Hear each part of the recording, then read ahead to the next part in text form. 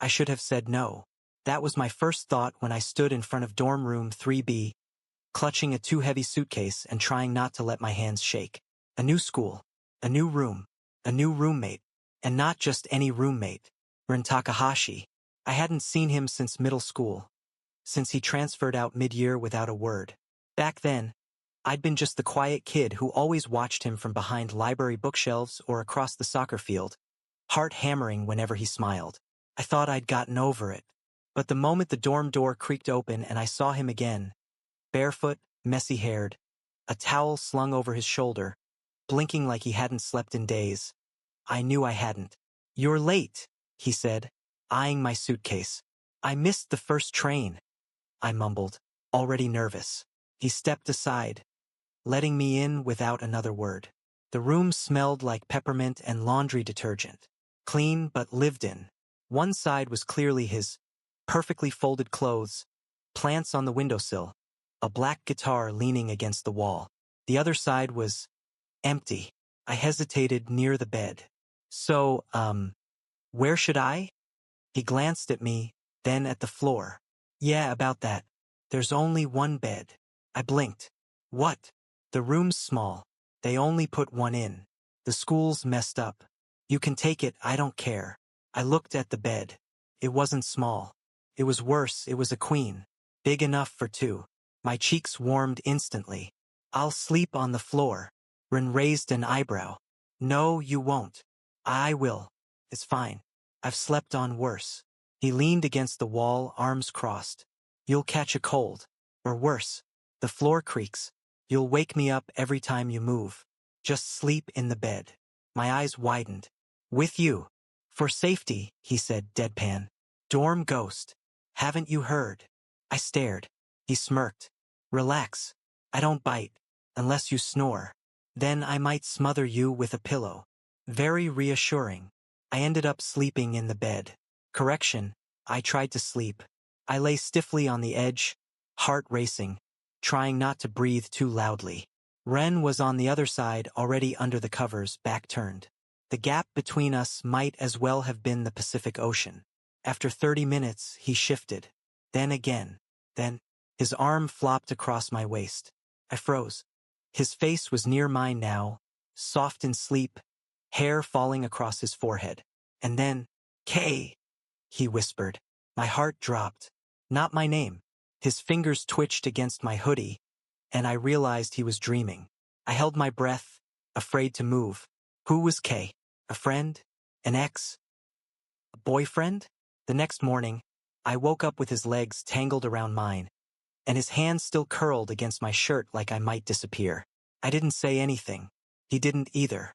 But from that moment on, every night it was the same thing. Same bed, same silence, same arm sliding around me halfway through the night like it belonged there. It was weird. And worse, I kind of liked it. The second week, I tried sleeping on the floor again. I even made a little nest of blankets.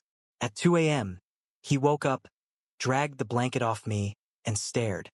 "Are you stupid?" he said. "I just thought. It's freezing. You'll die." "That's dramatic." "So am I." "Get back in bed." He didn't move until I did. I crawled under the blanket, grumbling, and he turned his back to me dramatically. "I'm only doing this for your safety." "Sure," I muttered. "Safety from the cold? Or the dorm ghost?" He didn't answer, but I swear I heard him laugh. School was chaotic. Everyone seemed to know Ren. Girls from the sister campus wrote him love notes. Guys either admired him or avoided him. Some whispered when they saw us together. And more than once someone warned me. "Don't get too close," one guy muttered near the vending machine. "Ren's not what he seems." "Yeah," another said. "His last roommate transferred out in 2 weeks. Said he couldn't sleep." "Why?" "No one knows. Just be careful." I tried asking Ren about it once.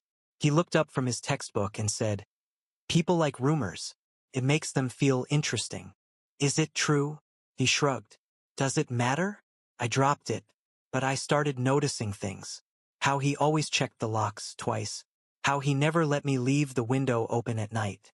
How he kept glancing at my side of the bed. like checking if I was still breathing. One night, I woke up and saw him sitting on the edge of the bed, staring at the floor. "Ren?" I whispered. He didn't move. I reached out. "Hey, are you okay?" He turned slowly. His eyes looked lost. "You were gone," he said softly. "I'm right here." He blinked. "Yeah, right."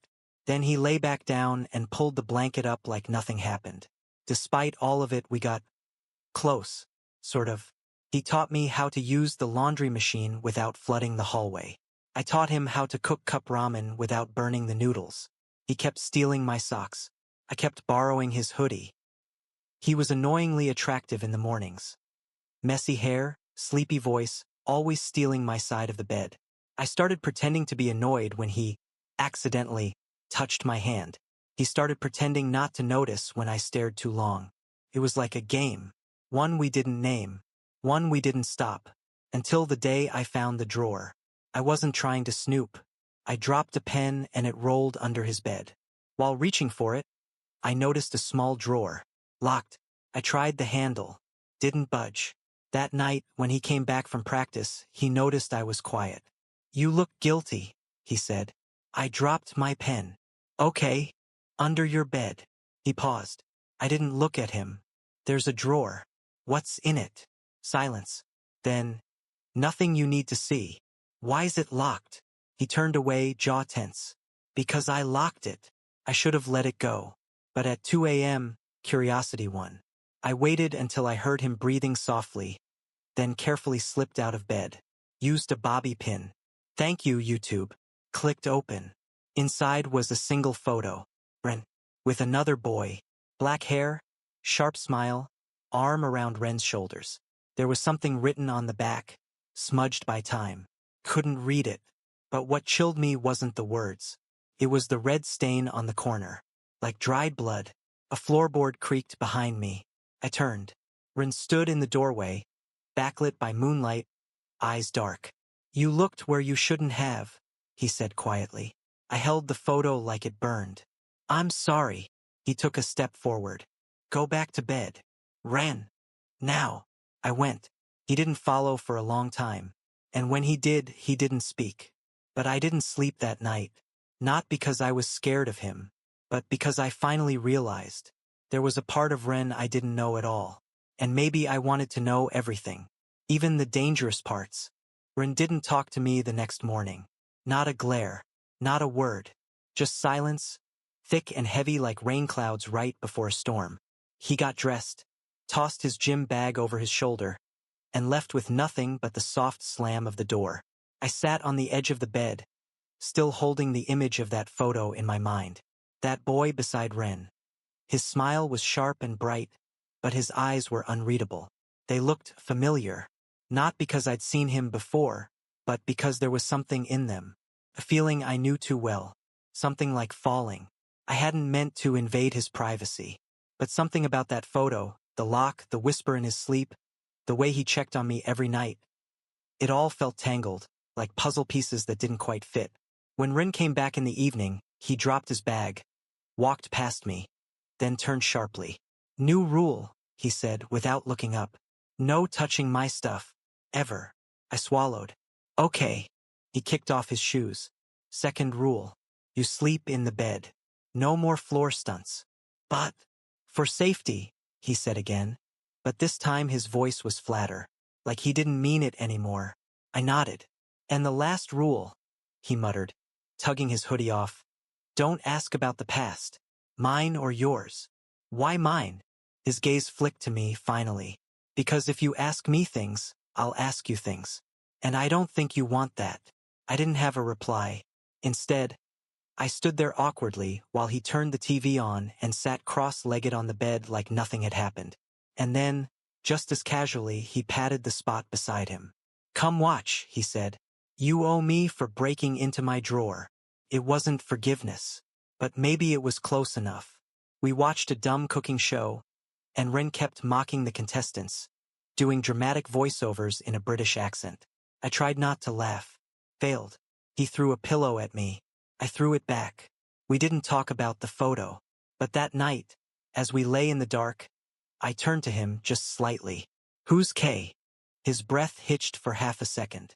You broke Rule 3. I just wanted to know if he's the one in the photo. A long pause. Then, in a voice so soft it almost didn't reach me, he said, No, that's not Kay. I waited for more, but it never came. Instead, he whispered, Good night, Yuki. And for the first time in days, I slept before he did. The next day at school, people stared more than usual. Tomo, Ren's best friend, grumpy, sharp-tongued, always half asleep in math class, cornered me during lunch.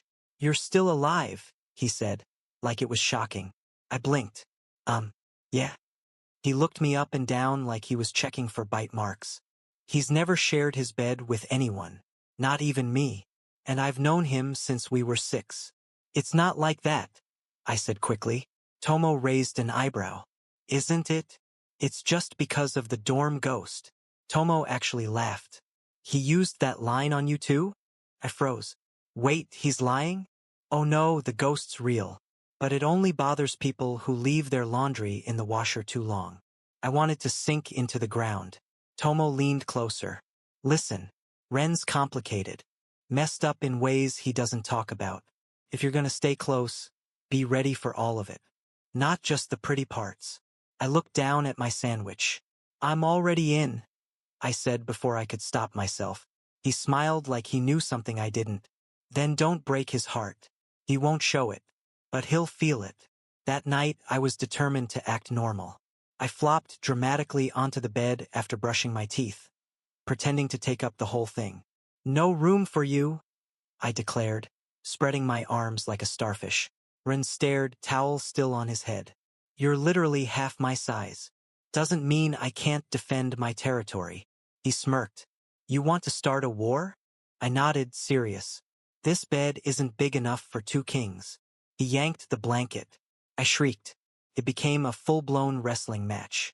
He pinned me down with one arm while I flailed like a noodle, both of us laughing like we were kids again. When he finally let go, we lay there, out of breath, our shoulders brushing. You're not scared of me? He asked suddenly. I turned my head. Should I be? People usually are. I'm not people. He looked at me, and for a second, something unspoken passed between us. Good, he said. 2 days later, I found out he talks in his sleep. Like a lot. Sometimes it's mumbling, other times it's weird dreams. Once, he muttered something about mayonnaise being evil. Another time he called me Princess Starfish, which I have not let him forget. But then, one night, he said something different. I couldn't save him, he whispered, almost crying. I reached out without thinking, touching his wrist. Ren? His eyes fluttered open, unfocused, then suddenly wide. He jerked away like I burned him. Don't, he said sharply. Don't touch me when I'm asleep. I nodded, heart thudding. Sorry. You were having a nightmare. I always do. He sat up, facing the window. Moonlight cut across his profile, beautiful and broken. Ren, what happened with him? I asked softly. His shoulders tensed. Rule 3, remember? I just want to understand. You don't need to. But I want to. He turned. Why? I didn't have an answer that wouldn't make me sound hopelessly gone for him. So I just said, because you let me sleep beside you. That means something, right? His eyes flicked down, then back up. Maybe, he said, then added, almost too quiet to hear. I'm just trying not to lose another person. Before I could reply, he got back under the blanket, facing away again. And somehow, even in silence, I felt closer to him than I ever had before. At school the next week, something changed. Ren walked beside me more. He started calling me out in class for dozing off, but with a smile. He told someone to back off when they bumped into me in the hallway. He even handed me his extra umbrella when it started raining after PE. You'll catch a cold, he said. What about you? I like the rain, he said, turning up his hoodie. Liar. He hated getting his hair wet, but he walked off anyway. That night, I waited for him in bed, pretending to be asleep. When he came in, dripping wet, he didn't make a sound. Just slipped under the blanket carefully, like trying not to wake me. I felt his fingers graze mine under the covers. Not accidental this time. I squeezed his hand. And this time he didn't let go. Our room had started to feel like a world of its own. A place outside of school, rumors, and whatever haunted Ren's past. A strange world where I woke up with his head against my shoulder one morning, and instead of freaking out, I just stayed still and memorized how soft his hair was. Things were calmer between us. No weird rules. No yelling. But the silence wasn't gone. It had only changed. It had turned into this soft thing. Quiet laughs during late-night cup ramen, the sound of his pencil tapping while I did homework, or the way he'd hum songs when he thought I was asleep. And yet, every time I tried to ask about the boy in the photo or even Kay, he shut down. Not angry, just gone. Like a switch flipped and the walls went up. So I stopped asking. Mostly. Run started doing this thing where he'd toss random questions at me while we were lying in bed, staring at the ceiling like it held the answers to the universe. "What would you do if you weren't here?" he asked one night, voice low. I blinked. "You mean like, if I didn't transfer?" "Yeah." I rolled onto my side to look at him. Probably still be invisible at my old school. He glanced at me. "You're not invisible here. You say that like you see me." He smirked. "I do." I didn't sleep for hours after that. It was a Friday when the first real crack showed. We were in class when Ren was called out to the office. He didn't say much, just shrugged, stood up, and left. But when he came back, his entire expression had changed. That casual confidence was gone. He looked pale, like someone had turned off his light from the inside. After class, I followed him back to the dorm. He didn't wait for me like usual, just went straight to the room and slammed the door behind him. I hesitated, then opened it. He was sitting on the floor beside the bed, head leaning back against the wall. "Ren, they're opening the old dorm building again," he said suddenly. "Starting next week. Room 4C. I didn't get it at first. Okay?" That was my old room. Mine and his. I froze. He didn't say the name. He never did. He looked up at me, eyes tired. "The school says it's been long enough. They're renovating it, moving people in. Like it's just another room." "I'm sorry." He laughed, but it was humorless. What does sorry even mean? It doesn't bring people back. I sat beside him, close but not touching. "You never told me what happened." "I can't." "Why?" He looked at me, and for the first time he looked scared. "Because if I say it out loud, it'll feel real again." I didn't push. We sat there, side by side on the floor, the clock ticking loud in the silence. Then, so softly I almost didn't hear him, he said, "I woke up and he was gone." My chest tightened. "They said it was an accident," he continued, "that he probably slipped, hit his head, drowned. But I know he wasn't okay before. He stopped sleeping. He started saying weird things. I should have seen it coming. Ren, it's not your fault." He didn't answer. That night he didn't touch me, didn't roll over in his sleep.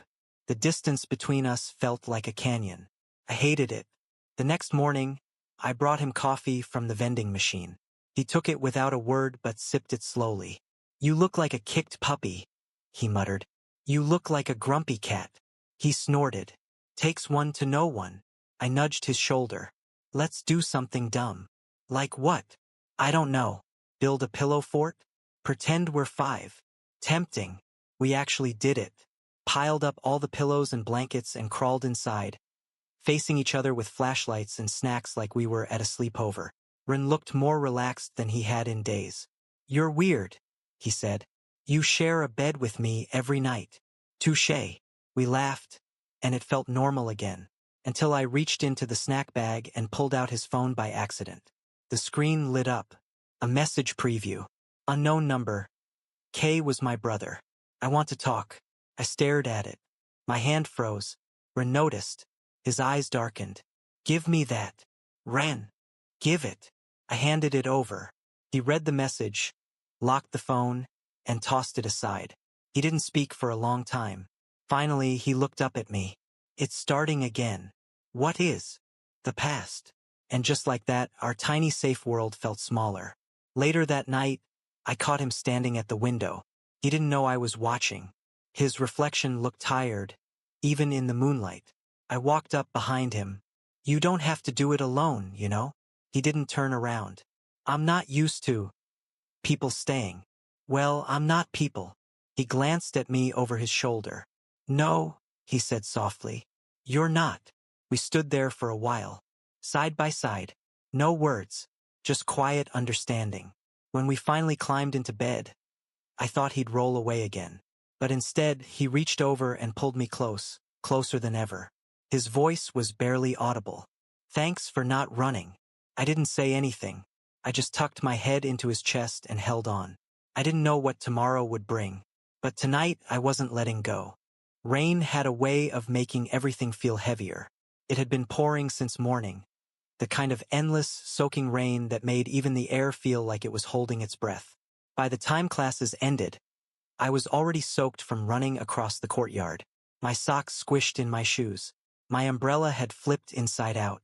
And to make it worse, I found our dorm room locked. I knocked once, then again. No answer. Ren? I called, already dripping. Still nothing. Just when I was about to give up and go camp out in the hallway like a lost puppy, the door cracked open. Ren stood there, towel around his neck, hair damp, a far-off look in his eyes. You okay? I asked, stepping in. He didn't answer, just turned and walked back to his desk. Dropping into the chair like gravity hit him harder than it should have. Did something happen? He shrugged. I'm fine. He wasn't. I could tell. The room felt colder than usual, and not because of the weather. He hadn't even turned on the heater. I took off my soaked hoodie and started drying my hair with the extra towel on the bed. You skipped class. I had a headache, he said. You hate missing classes. Guess I'm full of surprises. His tone wasn't sharp, but it wasn't soft either.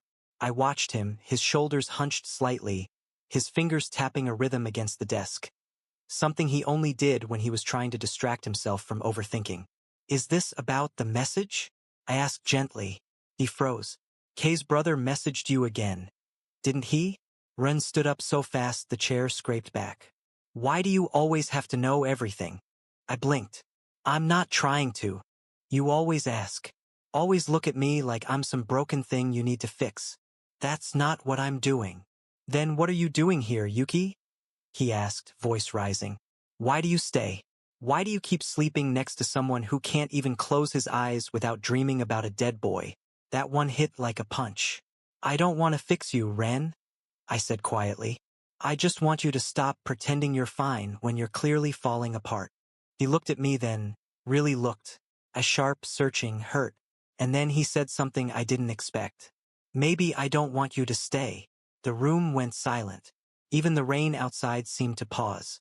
Do you mean that? I asked, throat tight. He didn't answer. That was worse than a yes. I grabbed my bag. Fine.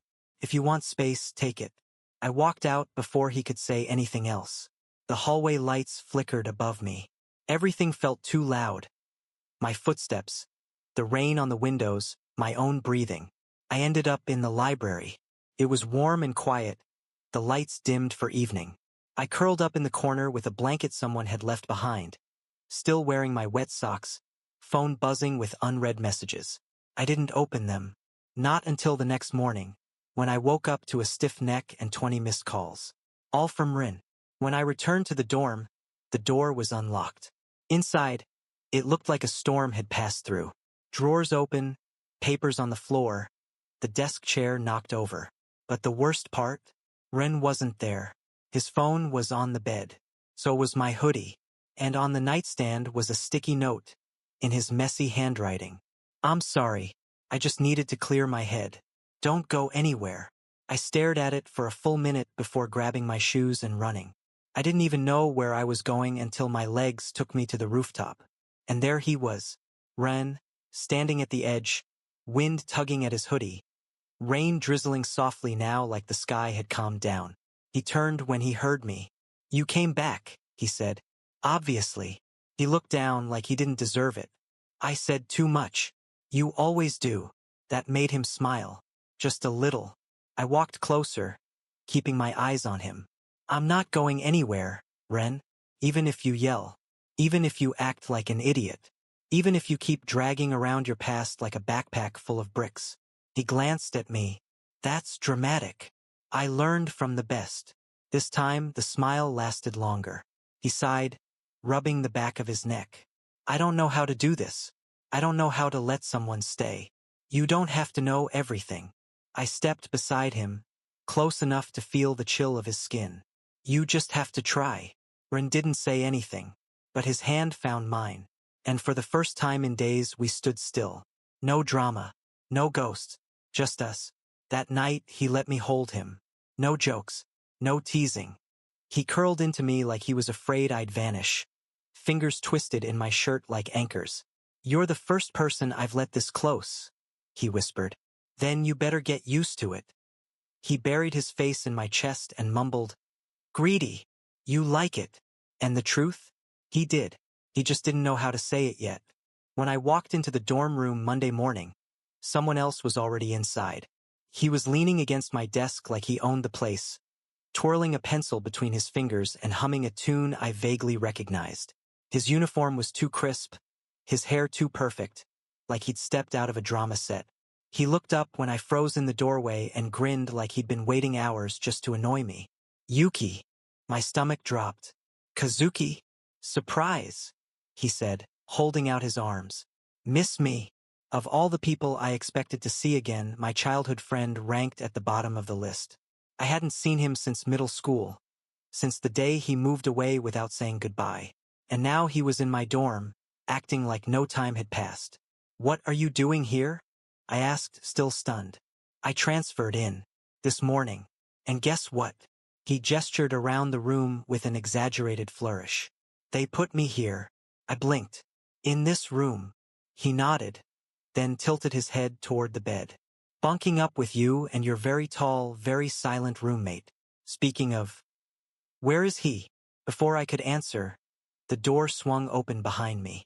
Run stepped in, hoodie half-zipped, earbuds dangling from his neck. He froze the second he saw Kazuki. Kazuki straightened. You must be Ren. Ren's expression didn't change. And you are. I'm Kazuki. Childhood bestie, he said, flashing a grin. New third wheel. Ren looked at me. I looked at the floor. The tension in the room could have sliced the air in half. And Kazuki, of course, was loving every second of it. By evening, the room felt too small. Kazuki had already claimed the desk chair, scattered his books across my side of the floor, and was now flipping through my manga with casual arrogance. You're still into these? He asked, smirking. I thought you'd have outgrown them. I like them, I muttered. Run was lying on the bed, reading, but I could feel his eyes flicking toward us every few minutes. Kazuki leaned closer. You know, I thought you'd be different by now. And I thought you'd stop being a jerk by now, I said sweetly. He chuckled. There he is. I missed that spark. Ren slammed his book shut. You two should go flirt somewhere else. I turned bright red. We're not flirting. Kazuki leaned back. A little competition never hurt anyone. Ren sat up slowly. You're not competition. Kazuki raised an eyebrow. You sure? You looked pretty rattled earlier. I'm just annoyed that someone like you thinks he can show up and take over. I jumped in. Okay. Maybe we don't turn this into a territorial match over who gets to mock me first. But it was too late. The air was already buzzing. That night, Kazuki sprawled across the floor on a sleeping bag like he belonged here. Run and I climbed into bed, and for the first time in weeks there was a gap between us. Neither of us said anything, but the silence felt different now, sharper, uneasy. The next day at school, Kazuki stuck to my side like glue. He joined me for lunch, poked at my tray like it was a science experiment, and even walked me to class. Ren doesn't talk much, does he? Kazuki asked. He does. Just not to people he doesn't trust. Kazuki hummed. And you trust him? I hesitated. Yeah, I do. He looked at me then, really looked. Even after what happened? I froze. You know? He nodded slowly. I heard rumors, and I asked around. Kei was my brother. The world tilted. What? Kazuki shoved his hands in his pockets. We didn't share a last name, so no one connected us. But yeah, he was my half-brother. Couldn't breathe. I didn't come here just to reconnect with you, Yuki, he said softly. I came to find out what happened to him, and why Ren was the last person to see him alive. That night I didn't sleep. I lay in bed beside Ren, who seemed calmer than I was, one arm tossed lazily behind his head like he had no idea the ground was crumbling under us. I need to ask you something, I whispered. He turned his head toward me, barely visible in the dim light. Yeah. Did you know Kazuki and Kei were related? His expression didn't change. Yeah. For how long? A while. You didn't tell me. You didn't ask. I stared at him, heart pounding. Is that why you're acting like nothing matters now? Because you already knew this would blow up? He turned on his side to face me. No. I'm acting like this because I've already lost someone once. I don't plan on doing it again. His hand reached out, resting over mine beneath the blanket. You trust me, right? I want to, I whispered. Then believe me when I say I never meant for Kei to die. I looked at him, really looked, and for the first time, I saw something in his eyes that wasn't anger or coldness or teasing. I saw guilt and pain, and something else too, something softer. Hope. The next morning, Kazuki caught me outside the dorm. We need to talk, he said, holding out an old letter. Kei wrote this before he died. I think it's time you read it. My fingers trembled as I took it. Inside the envelope was a short note. If I go through with this, it's not Ren's fault. Don't let anyone blame him. He tried. He really tried. But some pain isn't fixable. My knees almost gave out. Kazuki caught me. I wanted to hate him. I came here planning to. But after reading that, I don't know what to feel. He loved him, I whispered. And now he's trying to move on. Kazuki looked at me for a long second. Are you going to help him do that? I nodded. Yes, I'm going to stay. Ren was already awake when I got back to the dorm. He was sitting at the edge of the bed, one sock on, the other dangling from his hand like he'd forgotten what he was doing. His gaze met mine the second I stepped inside. I could tell by the way his shoulders stiffened that he knew. You saw the letter, he said quietly. I nodded. Kazuki showed me. Silence stretched between us, not awkward but heavy, like both of us were standing on opposite sides of something we couldn't quite name. He let out a breath. I tried to stop him. I didn't see it coming until it was too late. I thought I was helping. Thought just being there would be enough. I stepped closer. You did more than most would have. Ren's voice wavered, just barely. He asked me to stay up with him that night. I was tired. I said we'd talk in the morning. I woke up and he was gone. I sat beside him. You're not the reason he left, Ren. He said it himself. His fingers clenched the fabric of the blanket. It doesn't feel like that. I looked down at our hands, both of them resting on the edge of the bed, not quite touching. Then I reached over and laced my fingers with his. He didn't pull away. You're allowed to feel broken, I said, but you're not allowed to carry all of it alone. He laughed, but it sounded tired. Why do you say things like that? Because you never say them first. That made him glance at me, and in his eyes was something raw and unguarded. Like he dropped every defense for 1 second and let me see the whole truth. I don't know what this is, he admitted. Me neither. But I think about you. A lot. Even when I don't want to. Even when it's easier not to. I smiled. I think that's kind of the point. He looked at our joined hands and didn't say anything more. But he didn't let go. That night, Kazuki was quieter than usual. He didn't joke, didn't smirk, just sat on the floor with his back to the wall, headphones in, eyes distant. I handed him a drink and sat beside him. Thanks, he murmured. You okay? He shrugged. I thought I'd feel better after giving you that letter. Closure, or whatever. And he looked at me, his expression more serious than I'd ever seen. And I realized I don't have any right to stand in the way. You never did. He laughed softly. Still hurts, though. I bumped his shoulder with mine. You'll find someone better than both of us. He gave me a small, crooked smile. I don't want someone better. I just wanted someone to stay. You deserve that. He nodded, slow and tired. So does he. He didn't need to say Ren's name. I already knew. Ren didn't sleep much that week. Not because of nightmares this time, but because he was thinking. I could tell. He'd stare at the ceiling like it owed him answers, eyes wide and unblinking.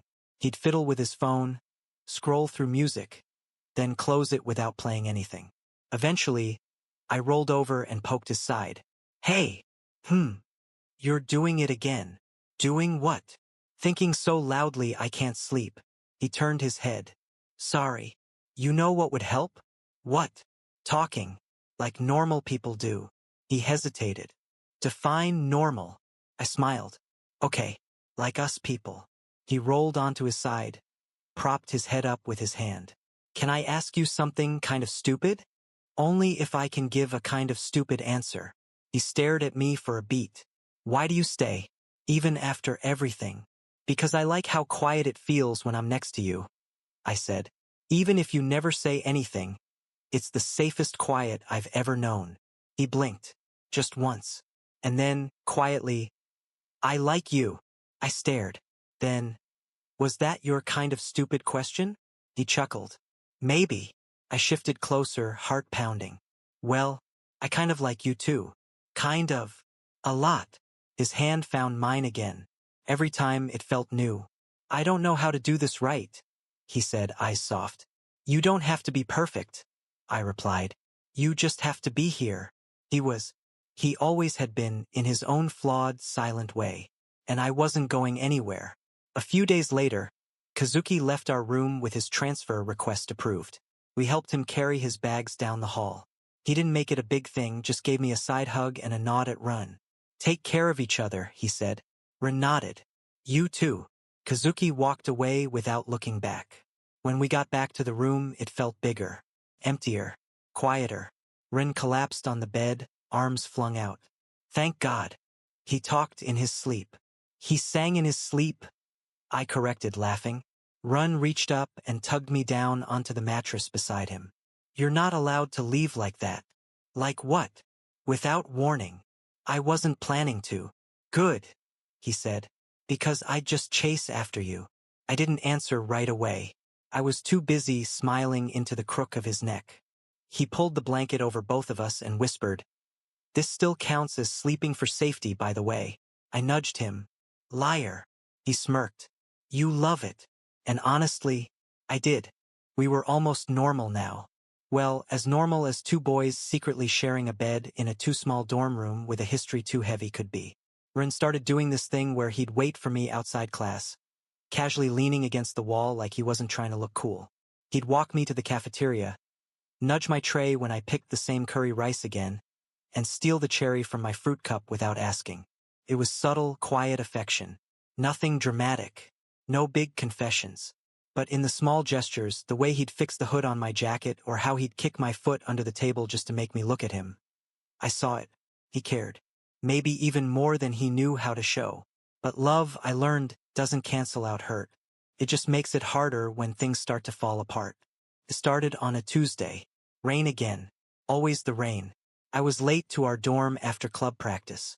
Ren wasn't in the room, but something was off. His pillow was missing. His side of the bed, stripped bare. No blanket, no hoodie, nothing. I called his name. No answer. Then I saw it. He'd moved his things. Not out of the room but to the floor. His blanket was in the corner, next to his duffel. Folded neatly, like he planned to sleep there. I stood frozen in the doorway. Ren? He came in a second later, soaked and quiet. Dropped his phone on the desk and didn't even look at me. You moved, I said. Yeah. Why? He grabbed a towel from his drawer. Felt like it. You said I couldn't sleep on the floor. But now it's different. How? He looked up then, tired and guarded. Because I don't trust myself anymore. My heart twisted. What are you talking about? Run ran a hand through his hair. You've seen everything. Every part of me. And I still don't know if I deserve to be this close to you. I stepped forward. Ren, I want you close. He shook his head. You don't get it. Kay trusted me. He leaned on me. And I let him fall. That wasn't your fault. But it feels like it, he snapped, voice cracking. I swallowed hard. So what? You punish yourself by pushing people away? Is that supposed to help? He laughed bitterly. It's better than pretending I'm someone I'm not. I couldn't take it anymore. I crossed the room and grabbed his hand. You're not perfect. You're not even easy to love. But I chose you, Rin. I chose to stay. Don't take that away from me. He looked at me, eyes red-rimmed, expression raw. Then tell me you're not scared of me, he whispered. I'm not. Tell me you're not waiting for me to break again. I stepped closer, cupping his face. I'm not waiting for you to break. I'm waiting for you to finally believe someone loves you enough to stay. His eyes fluttered shut. Then softly, I'm scared I'll hurt you. You already have, I said, honest and gentle. But I'd still rather hurt beside you than be safe without you. He exhaled like he'd been holding his breath for weeks. And in that moment, the space between us disappeared. Later that night, I woke up to the sound of footsteps. I turned, heart quickening. Ren wasn't in bed. I sat up. The blankets beside me were still warm. I looked around, empty. Then I saw the door slightly open. Panic shot through me. I raced down the hallway barefoot, not caring who saw. Something inside me knew he wasn't sleepwalking to the kitchen or the lounge. There was only one place he went when the ghosts got too loud. The pool. I ran faster. By the time I reached the side door that led to the courtyard, I spotted him. Standing by the edge of the water, arms wrapped around himself, staring at the surface like it might offer answers if he looked long enough. Ren! I shouted. He turned, startled. Don't! I said, breathless, voice shaking. Don't go near it. I wasn't going to jump, he said. But his voice wasn't convincing. I walked up to him slowly. Then what were you doing? I don't know, he whispered. I just wanted to feel close to him. And this is where they found him. Maybe if I stood here long enough, I'd understand why. I stood in front of him. You won't. He looked at me, eyes filled with all the things he never said. Why can't I let go? Because you never gave yourself permission. He closed his eyes. Then tell me how. I wrapped my arms around him, resting my head against his chest. Start with coming back inside. And sleep next to someone who still sees the good in you. He didn't answer, but his arms came around me like they were meant to be there. When we got back, he climbed into bed before me. No hesitation this time. No hesitation at all. I joined him, and he immediately pulled me in. Head tucked under my chin, hand resting over my heart like he was trying to feel every beat. I'm sorry, he whispered. I know. He shifted closer. I think I'm in love with you. I didn't speak. I didn't have to, because my arms tightened around him, and his next breath shook. And in the quiet that followed, I knew we were finally, facing the same direction. It felt different waking up next to him this time. Not like an accident. Not like a mistake. Not something we'd avoid talking about later. Run was still asleep, arms slung over my waist, his face half buried in the pillow. The light from the window spilled across the room, catching in the strands of his hair. He looked peaceful, like the weight he'd carried for so long had finally slipped off his shoulders sometime during the night. I wanted to let him sleep forever. But of course, his first words when he stirred were, "You're staring." Maybe, I said, pretending to roll my eyes. Kind of creepy. Kind of worth it. He smirked without opening his eyes. You're getting bolder. You started it. He blinked, slowly waking up, voice still rough with sleep. Yeah, well, I told you. I think I'm in love with you. Think? I raised an eyebrow. He reached up, brushing a hand through my hair. Fine. I am. Good? I said, lips twitching. Because you're stuck with me. He pulled the blanket over both of us again. Can't say I mind. That morning, the mood in the room had shifted. Everything felt lighter, as if someone had turned the gravity down a bit. Ren actually hummed while brushing his teeth, and I caught myself smiling like an idiot while watching him argue with the kettle because it wouldn't boil fast enough. Okay, he said, over his shoulder. We need to rearrange the room. Why? Because it still feels like a dorm room, and now, it's our room. I blinked. That was the cheesiest thing you've ever said. Yeah, well, deal with it. We spent the afternoon moving things around.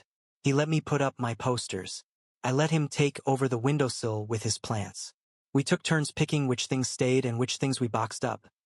Like the cracked mug Ren had kept for aesthetic, or my broken lamp that only worked when you kicked it twice.